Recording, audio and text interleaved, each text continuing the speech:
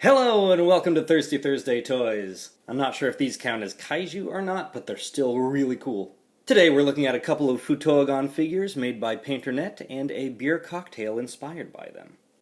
I'd been checking out these figures for a while and then found ainter-net's online shop for overseas customers and I was sold. I'll link to it in the description in case you want to get your hands on these. Otherwise it's painter-net.myshopify.com. For the drink, I honestly started with the name. I knew that these figures are based on bearded dragons, so I thought bearded dragon, BEERded Dragon, it's right there in the name. So I started with some beer as a base, threw in a couple of ingredients, pretty much nailed it on the first try, just had to narrow down the ratios, and here we are. You'll need an amber ale, a ginger liqueur, lemon juice, and maple syrup.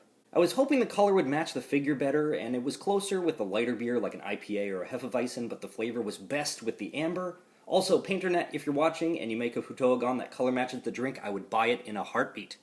For the drink, you'll need 1.5 ounces of a ginger liqueur, mix in 2 teaspoons of lemon juice, mix in 2 teaspoons of maple syrup,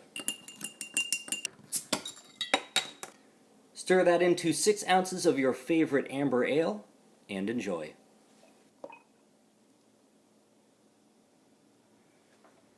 Cheers!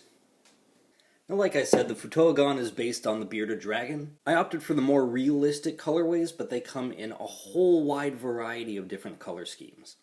I got the normal and yellow-brown versions, and they even came with some thank you postcards that shows off some of their more fantastic colorways. Those look delicious. Those are awesome. Definitely want to find some of these. And look, maple. See, that'll be perfect. Each of these figures costs 6,500 yen, or about 55 to 60 bucks, depending on your currency conversion at the time. And depending on which version you get, some are a little more expensive, some are a little cheaper. Each figure does come bagged with a header card, and it looks like the header card is the same with each figure.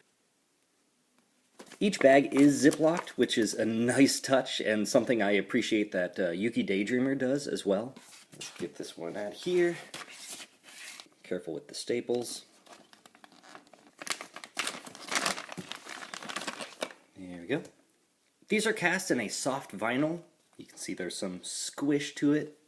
But my normal version seems to be in a much harder vinyl, or at least maybe a little bit thicker. Cannot squish that belly.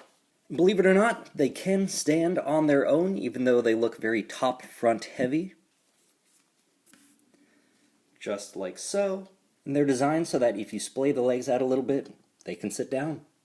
Aside from the leg articulation, they do have arm articulation, but that's hindered by the giant head here.